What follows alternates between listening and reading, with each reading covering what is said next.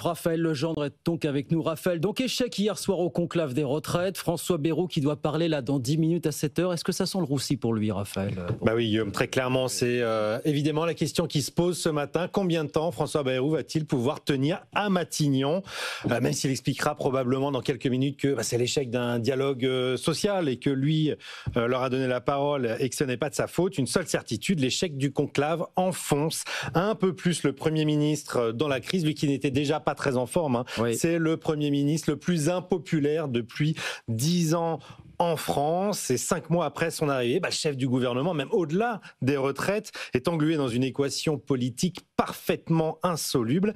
Il est lâché par son bloc central qui se délite, coincé face à des socialistes qui sont beaucoup moins bienveillants qu'en début d'année, et toujours dans le viseur d'un rassemblement national armé et en embuscade. Tout ça avec, je le rappelle, un budget à faire passer à l'automne, oui. Le budget de tous les impossibles, 40 milliards d'économies à présenter. On lui souhaite bon courage. Il peut se reposer quand même sur le socle commun, quand même. Allons Guillaume, alors le socle commun, c'est terminé. C'était une trouvaille de Michel Barnier qui allait du centre-gauche à la droite, mais celui-ci est mort.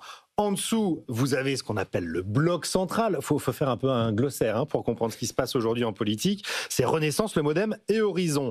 Les trois formations qui jadis composaient la Macronie. Ceux-là même sont aussi en train de partir en lambeaux. C'est l'implosion au sein de la Macronie. 2 votes l'ont montré avec fracas à l'Assemblée la semaine dernière.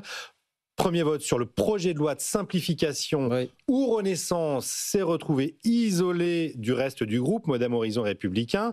Renaissance qui lui-même à l'intérieur était divisé entre ceux qui ont voté pour et contre. Bref, je vous passe les détails. Et sur la programmation de l'énergie, dont le vote se tient aujourd'hui à l'Assemblée nationale aussi, c'est parfaitement chaotique. Un amendement LR a posé ce moratoire, vous le savez, sur l'éolien, sur le solaire, voté par le Rassemblement national, ce qui fait dire à certains que, le curseur, le barycentre des nouvelles alliances est en train de basculer beaucoup plus à droite.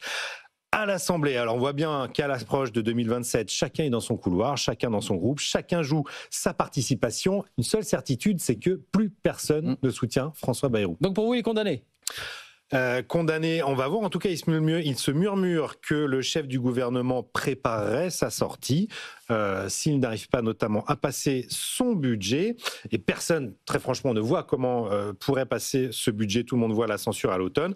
Il partirait alors sur un coup d'éclat en prenant à témoin les Français, ce qui pourrait le propulser vers 2027 parce que, bien sûr, comme les autres, lui aussi y pense, sauf qu'il risque de trouver alors beaucoup de monde face à lui. Gabriel Attal, Bruno Retailleau, Édouard Philippe, Gérald Darmanin. La poutre continue de travailler, mais à moins de 2 ans de la présidentielle, elle est à 2 doigts de casser. Déjà, on entendra François Bayrou dans quelques minutes qui va prendre la parole suite à cet échec du conclave des retraites. Merci beaucoup Raphaël. Raphaël Legendre avec nous sur BFM Business.